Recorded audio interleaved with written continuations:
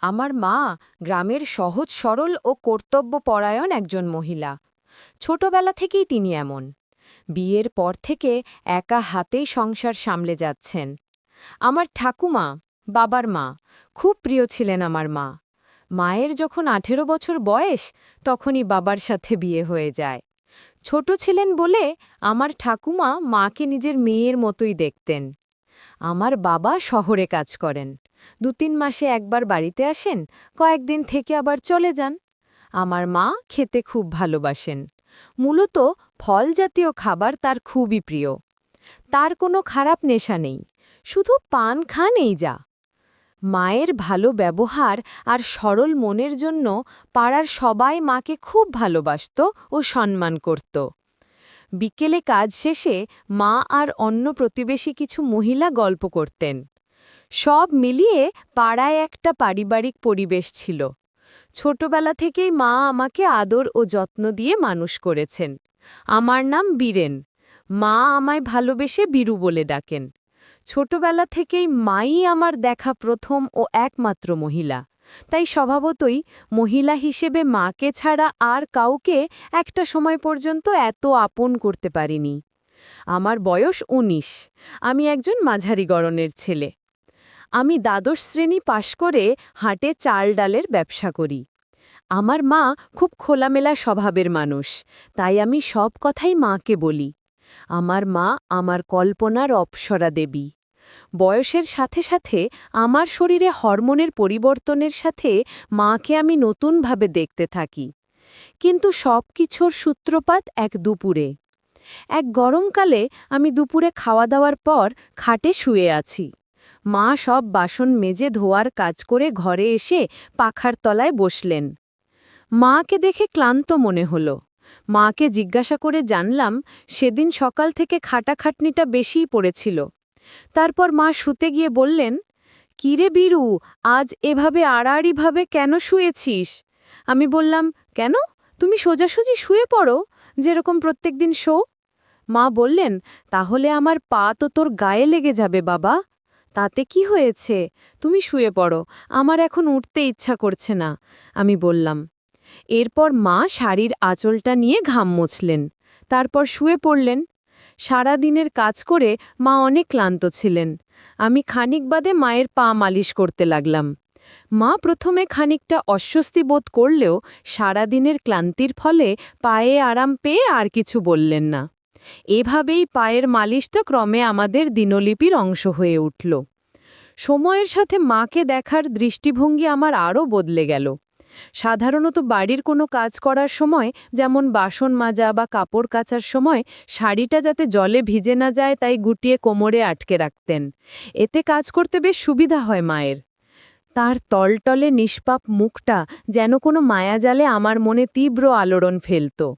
একদিন এভাবেই দুপুরবেলা মায়ের পা মালিশ করে দিচ্ছি আর মা শুয়ে আছেন। এমন সময় পাশে তাকিয়ে দেখি অত্যাধিক গরমে কাপড় কিছুটা অগোছালো হয়ে আছে। মায়ের সেসবের দিকে কোনো খেয়াল নেই, কেননা মা ঘুমিয়ে পড়েছেন। ভাবলাম এই সময় একটা কাজ করলে ভালো হবে। মা যাতে টের না পান এমনভাবে কাজ করতে থাকলাম। বন্ধুরা, ইউটিউবের কড়া নিয়মের কারণে এসব ঘটনা সরাসরি বলা যাচ্ছে না। তোমরা কমেন্টে দেওয়া লিংক থেকে আমার ওয়েবসাইট ভিজিট করো। সেখানে একদম মনের মতো গল্প দেওয়া আছে, যেগুলো ইউটিউবে পাওয়া যায় না। কিছুক্ষণ কাজ করে জানালা দিয়ে দেখলাম বিকেলের নরম আলো পুষ্করিণীর জলকে আচ্ছাদিত করছে। আমি বিছানা থেকেই উঠতে যাব, এমন সময় মায়েরও ঘুম ভেঙে গেল। মা আমায় বললেন আলোটা জ্বালাতে। একটু আগে কাজ করতে গিয়ে ক্লান্ত হয়ে পড়েছি, তাছাড়া জামাকাপড়ও একটু অগোছালো হয়ে আছে। আমি আলো জ্বালাতে একটু দ্বিধাবোধ করছিলাম, তাই মাকে বললাম, "আমি স্নান করতে যাচ্ছি, গরম লাগছে, তুমি জ্বালিয়ে নাও" বলে কলতলার দিকে গেলাম। আর এদিকে মা সন্ধে প্রদীপ জেলে চাতালে এসে বসলেন। আমি কলতলায় বসে দুপুরের মুহূর্তগুলির স্মৃতিচারণ করছিলাম। মায়ের উপস্থিতি বুঝে কলতলার দরজা থেকে উকি মেরে বললাম, "মা, গামছাটা একটু দাও না, তাড়াহুড়োতে গামছা আনতে ভুলে গেছি।" মা এসে গামছা দিয়ে গেলেন। স্নান সেরে আমি ঘরে ফিরে গেলাম। বেশ কয়েকদিন কেটে গেছে।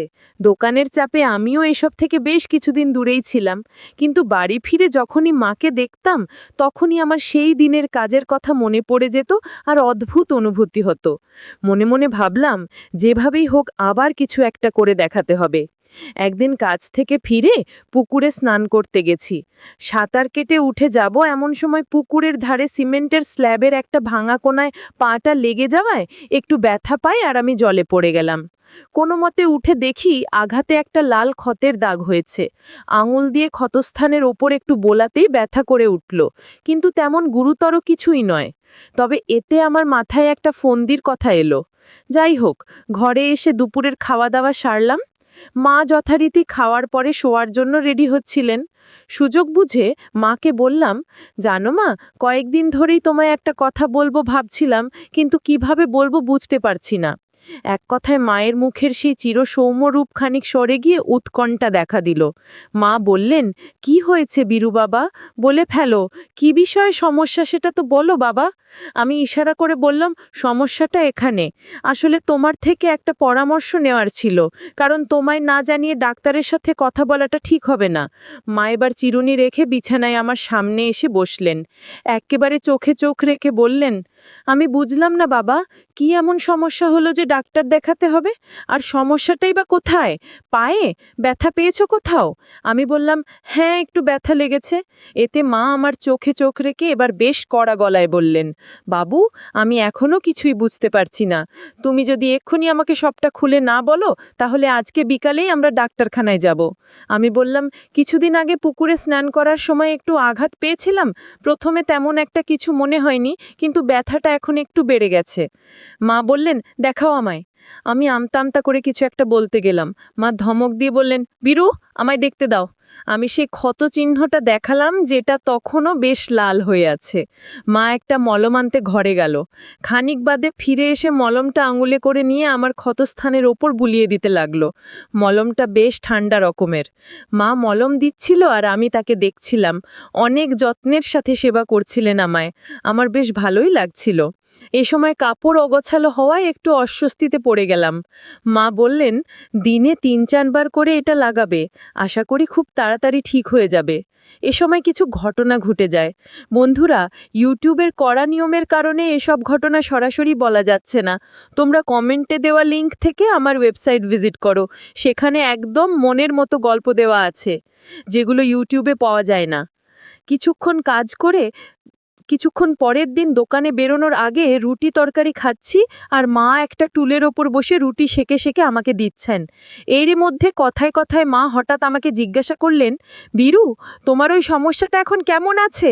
মা কোন ঘটনাটার কথা জিজ্ঞাসা করছে সেটা মায়ের এই প্রশ্ন মাত্রই আমি বুঝে গেছিলাম, কিন্তু তাও আনাড়িপনা করে বললাম, কোনটা বলো তো? মা বললেন, আরে তুমি আমায় বলেছিলে না পায়ের আঘাতের কথা, তো এখন কেমন আছো বাবা? আমি বললাম, তোমার যত্নে এখন অনেক ভালো আছি, তুমি কোনো চিন্তা করো না।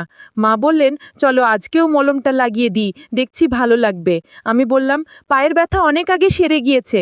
মা বললেন, আজকে আবার দিলে আরও সেরে যাবে।